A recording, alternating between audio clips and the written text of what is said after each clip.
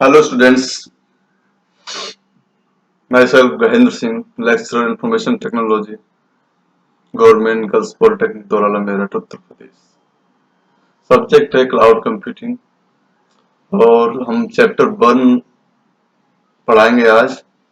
तो थोड़ा बड़ा होने की वजह से इसको हमने 2 पार्ट्स में कर दिया, नहीं तो वीडियो बहुत बड़ी बनती। तो हम आज आपको पार्ट 1 से इंट्रोड्यूस कराएंगे।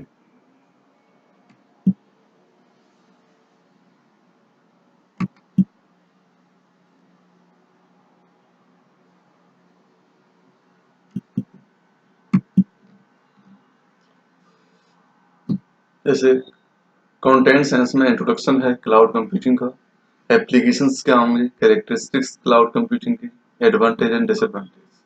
बाकी जो नीचे के 3 पार्ट्स हैं वो सेकंड पार्ट में हम आपको इंट्रोड्यूस कराएंगे। इंट्रोडक्शन मीन्स क्या होता है? A cloud computing is a computing paradigms where the resources are provided over the internet on pay-per-use basis. This is the main thing, pay-per-use basis. इसका मतलब है कि क्लाउड के जो रिसोर्सेज कोई भी क्लाइंट या कोई भी कस्टमर उनको यूज करेगा, तो जितना वो यूज करेगा, जितने टाइमिंग्स के लिए उन रिसोर्सेज को यूज करेगा, जिसमें एप्लीकेशंस हो सकते हैं, डेटा स्टोरेज हो सकते हैं, तो उतना ही उसको पेमेंट करना पड़ेगा। इसका बेनिफिट क्या होगा? बेनिफिट इसका ये होगा, पहली चीज तो जैसे किसी भी पर्सन को कोई एक स्मॉल ऑर्गेनाइजेशन ओपन करनी है, तो उसे इंफ्रास्ट्रक्चर नहीं डेवलप करना पड़ेगा, रिसोर्सेज, लिमिटेड रिसोर्सेज ही उसको परचेज करने पड़ेंगे। और जो एप्लीकेशन या सॉफ्टवेयर्स हैं वो लाइसेंसिंग परचेज करने पड़ते हैं, 1 ईयर का सब्सक्रिप्शन लेना पड़ता है। जबकि उनकी टैग, जैसे कोई सॉफ्टवेयर है उसको हमने 1 साल के लिए सब्सक्रिप्शन ले लिया, सपोज हमारी जो है ऑफिस है, माइक्रोसॉफ्ट ऑफिस, 1 साल के लिए परचेस कर लिया, समथिंग हमने 6,000 रुपए इसको पे किया। तो उस कंडीशन में क्या होता है कि हमें उसको 1 महीने का काम हो या 2 महीने का काम हो, लेकिन हमें 1 साल का पेमेंट करना पड़ा उसको। लेकिन क्लाउड में ऐसी फैसिलिटीज नहीं है। क्लाउड में क्या है, अगर आपको वो चीज 1 महीने के लिए चाहिए या 2 महीने के लिए चाहिए, तो उस कंडीशन में वो आपको उतने ही टाइमिंग का रेंट पे करना पड़ेगा। Cloud computing refers to the process of remotely manipulating, configuring and controlling hardware and software services. क्या होता है, जो भी हार्डवेयर या सॉफ्टवेयर की सर्विसेज होती हैं क्लाउड पे, उनको हम रिमोटली मैनिपुलेट भी कर सकते हैं, कन्वर्ट कर सकते हैं, कॉन्फ़िगर कर सकते हैं और उनको कंट्रोल भी कर सकते हैं। It also provides data storage, infrastructure and applications all over the internet. मतलब जो भी इस डेटा स्टोरेज है, जो भी इंफ्रास्ट्रक्चर है, या जितनी भी एप्लीकेशन हमें इनको प्रोवाइड करनी है, वो इंटरनेट कनेक्शन के थ्रू ही हम प्रोवाइड कर सकते हैं। नेक्स्ट है, cloud computing is the on demand availability of the computer system resources. On demand availability का मतलब क्या है?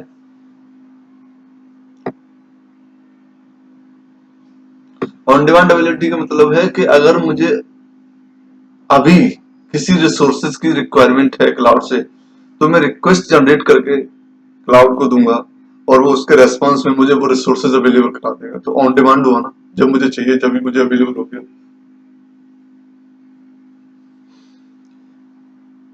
Specially a data storage and computing power without direct active management by the user.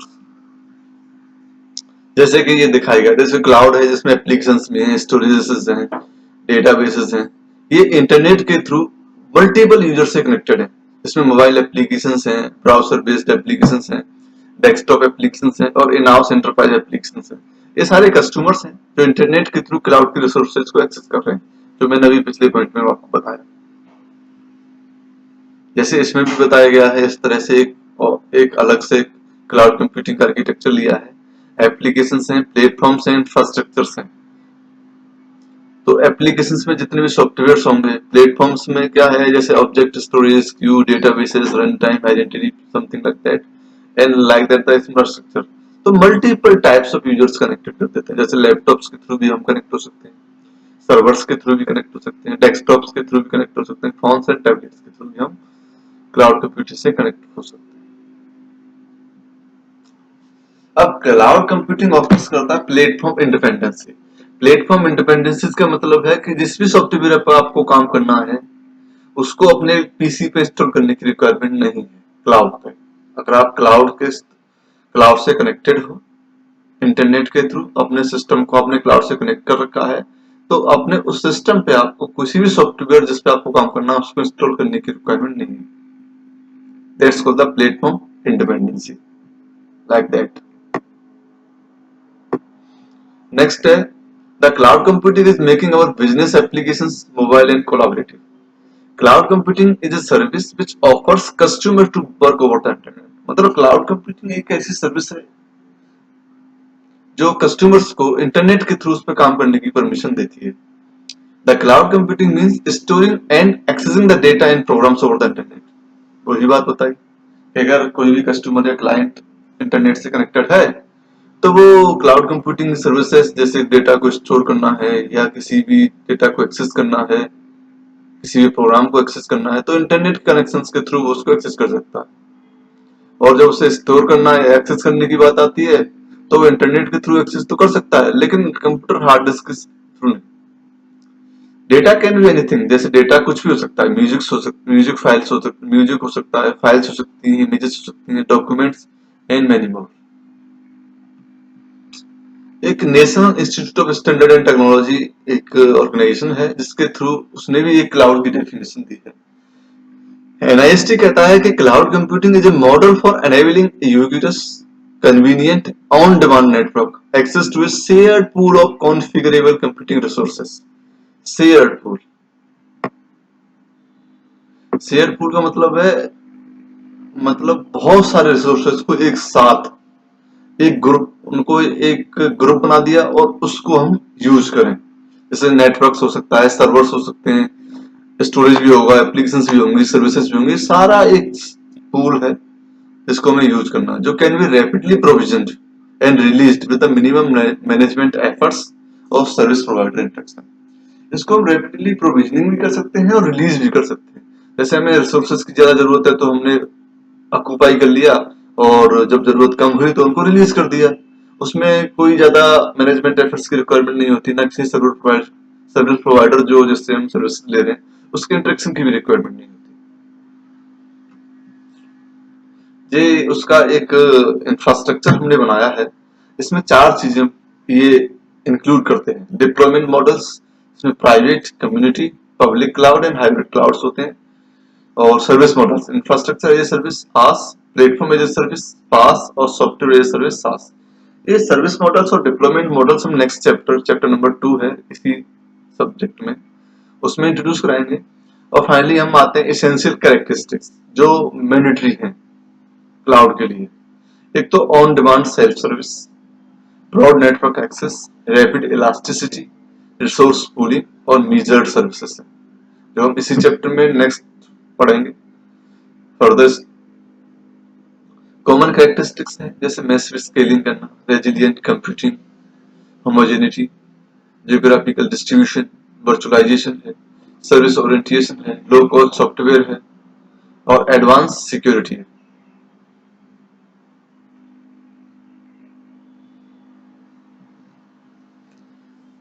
These are some applications of cloud computing. First, email. Second, storage. Third, compute cloud. Fourth, web applications and online collaboration tools. ये कुछ applications हैं cloud computing की। कुछ characteristics भी हैं जो अभी 5 characteristics हम बात कर रहे थे, वही characteristics यहाँ पे भी हैं। On demand self service, broad network access, remote resource pooling, rapid elasticity and measured service। तो थोड़ा ब्रीफ में इनको पढ़ते हैं। On demand self service, on demand self service का मतलब है the service of the cloud is available round the clock. मतलब 24/7 रिसोर्सेज जो भी सर्विसेज हैं क्लाउड की अवेलेबल हैं and provides computing capabilities on demand of the user automatically. User की डिमांड के अनुरूप ही, मतलब जैसे जैसे यूजर को डिमांड होगी उसी वे में वो उन सर्विसेज को प्रोवाइड करेगा, इसलिए on demand self service. Broad network access, इसमें क्या user can access the services by the different modes, जैसे कि heterogeneity, thin and thick client platforms होंगे इसमें। Heterogeneity thin and thick clients platforms पे। रिसोर्स पूलिंग का मतलब क्या है? The feature of multi tenancy where user are assign resources dynamically based on the demand. Multi tenancy का मतलब है कि हम बहुत सारे फीचर्स को एक साथ यूज करेंगे, लेकिन उन रिसोर्सेज को हम डायनेमिकली कम भी कर सकते हैं और उनको डायनेमिकली हम जो है श्रिंक करेंगे या उसको एनलार्ज कर सकते हैं जब जैसे जैसे जैसे डिमांड होगी हमारी कस्टमर की उस हिसाब से। Rapid elasticity, the service is flexible and can be scaled up और down to suit the business requirement. मतलब जो हम हमारी बिजनेस है उसकी रिक्वायरमेंट के हिसाब से उनकी स्केलिंग करनी पड़ेगी, हमें कितनी चाहिए, कितनी कम चाहिए, कितनी ज्यादा चाहिए, कब कब ज्यादा चाहिए, कब कम चाहिए। Resources or program resources and programs can be used based on the requirement and the user is billed only for the usage। मतलब जब जितना टाइम हम उन सर्विसेज को यूज करेंगे उतने ही टाइम के हम उसकी बिलिंग करेंगे। मेजर सर्विस का मतलब है कि यूसेज मीटरिंग इज अवेलेबल, मतलब हम कितना यूज कर रहे हैं उसके लिए किसी मीटर की रिक्वायरमेंट तो पड़ेगी। जैसे लाइट है तो लाइट को हम कितना यूज कर रहे हैं उसके लिए इलेक्ट्रिसिटी मीटर लगता है, ऐसे इसका भी एक मीटरिंग होती है ताकि उससे पता रहे कि हमने कितना यूज किया, कितना पे करना है। एंड यू पे only for what you use, जितना आप यूज करोगे उतना आपको पेमेंट करना पड़ेगा। यू नीड नॉट पे for any infrastructure that you do not use. आप किस उस इंफ्रास्ट्रक्चर के लिए पेमेंट नहीं करोगे जो आपने यूज नहीं किया। These are some advantages: backup and restore data, improved collaboration, excellent accessibility, low maintenance cost, mobility, service in pay per use, unlimited storage capacity and data security. ये है रिड्यूस्ड कॉस्ट। रिड्यूस्ड कॉस्ट कैसी हुई कि it reduces the huge capital cost of buying hardware and software. हमें ना तो hardware खरीदना है ना सॉफ्टवेयर परचेज करने हैं, हमें रेंट पे अवेलेबल है क्लाउड पे। तो जब ये परचेस ही नहीं करनी पड़ रही, जैसे अगर हम सॉफ्टवेयर परचेस करेंगे तो एक साल का सब्सक्रिप्शन होता है, कोई 5 लाख का, कोई 10 लाख का है, लेकिन वही सॉफ्टवेयर हमें 20 दिन यूज करना है तो 20 दिन के हिसाब से हमें उसका 1 लाख पे करना पड़ा। अगर परचेस करते तो 10 लाख पे करना पड़ता। तो हमारे लिए कॉस्ट इसकी रिड्यूस हुई। इम्प्रूव परफॉर्मेंस, वो कैसे? Resources can be accessed in minutes typically with in a few clicks. जो भी रिसोर्सेज हैं हमारे पास वो विद इन ए मिनट्स आपको अवेलेबल हो जाते हैं, आप उनको एक्सेस कर सकते हो। जैसे हमने सॉफ्टवेयर को परचेज कर लिया और उसको अपडेट करो, लेकिन इस पे अपडेटेड सॉफ्टवेयर मिलते हैं तो परफॉर्मेंस भी इम्प्रूव होती है। Easy scalability, we can increase और decrease the requirement of the resources according to the business requirement.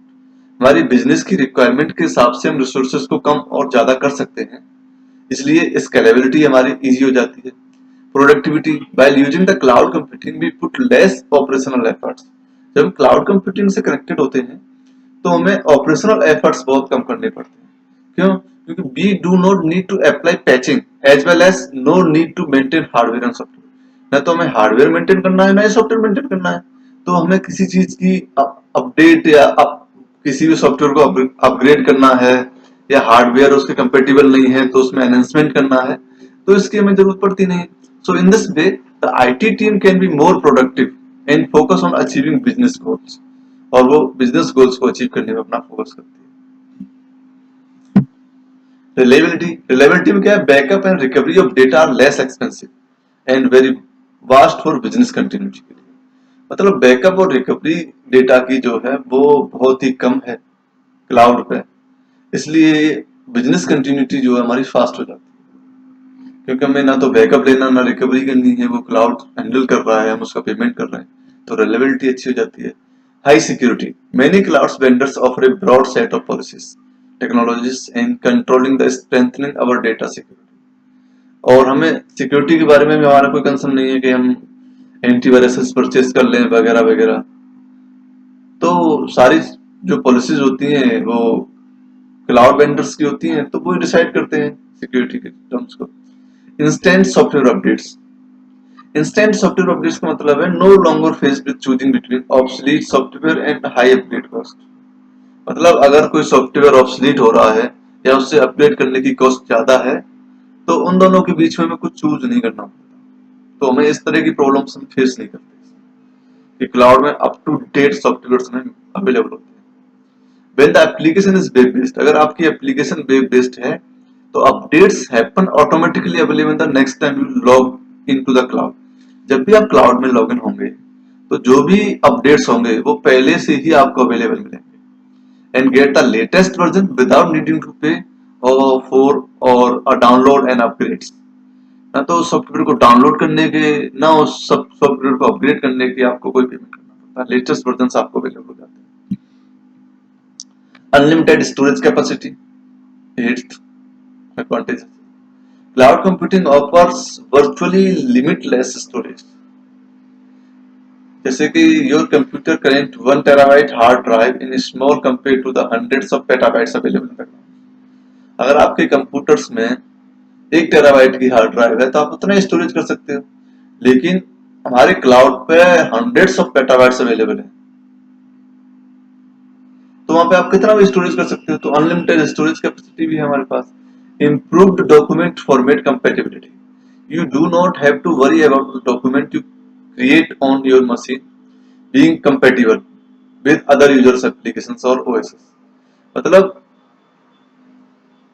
जो एप्लीकेशंस हैं यूजर्स की और जो भी ऑपरेटिंग सिस्टम्स हैं उनके कंपेटिबल के लिए जो भी मशीन्स आप क्रिएट करते हो डॉक्यूमेंट के लिए, उसके बारे में आपको चिंता करने की रिक्वायरमेंट नहीं है, वो क्लाउड वेंडर्स का काम है, वो अवेलेबल कराएंगे आपके लिए। There are potentially no format incompatibilities when everyone is sharing documents and applications in the cloud. These are some disadvantages of the cloud computing: this internet connectivity, lower bandwidth, effect of speed, security issues, agreement, lack of support, and variation in the cost. तो इसमें first है internet connectivity. Internet connectivity क्या कहती है? As you know in the cloud computing every data, जैसे image हो सकती है डेटा में, ऑडियो हो सकता है, वीडियो हो सकता है, it is stored on the cloud and we access this data through the cloud by using the internet connection. मतलब इन सारी रिसोर्सेज को हम इंटरनेट कनेक्शन के थ्रू ही एक्सेस कर सकते हैं, इसलिए इंटरनेट कनेक्टिविटी होनी चाहिए। अगर हम किसी ऐसे रीजन में हैं जहाँ पे इंटरनेट कनेक्टिविटी नहीं है, अच्छी कनेक्टिविटी नहीं है, स्पीड अप नहीं है, तो वहां पे हम क्लाउड को एक्सेस नहीं कर सकते। वेंडर लॉक-इन, वेंडर लॉक-इन का मतलब है बिगेस्ट डिसएडवांटेज है क्लाउड कंप्यूटिंग का। कैसे कि ऑर्गेनाइजेशंस जो होती हैं बहुत सारी प्रॉब्लम्स फेस करती हैं जब transferring their services from one vendor to another. जितनी भी ऑर्गेनाइजेशंस हैं जब वो एक सर्विस को एक वेंडर से दूसरे वेंडर पे ट्रांसफर करती हैं तो कुछ प्रॉब्लम्स फेस करती हैं, जैसे कि different vendors provide different platforms. एक वेंडर किसी प्लेटफॉर्म पे काम कर रहा है, दूसरा वेंडर किसी प्लेटफॉर्म पे काम कर रहा है, तो वहां पे उन सर्विसेज को ट्रांसफरेबल करना बहुत टफ हो जाता है।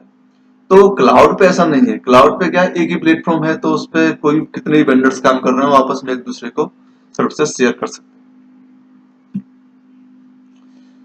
Does not well work well with low speed connection, वही है, अगर आपकी स्पीड अच्छी नहीं है तो आप काम नहीं कर सकते उस पर। वेब बेस्ड एप्लीकेशंस के लिए आपको लॉट ऑफ बैंडविड्थ की रिक्वायरमेंट होगी। Limited control, as we know cloud infrastructure is completely owned, managed and monitored by the service provider. जो भी सर्विस प्रोवाइडर है उसका अपना एक इंफ्रास्ट्रक्चर है क्लाउड का, वही उसको मॉनिटर करता है और मैनेज भी करता है। इसलिए cloud users have less control over the functions and execution of the services within the cloud infrastructure.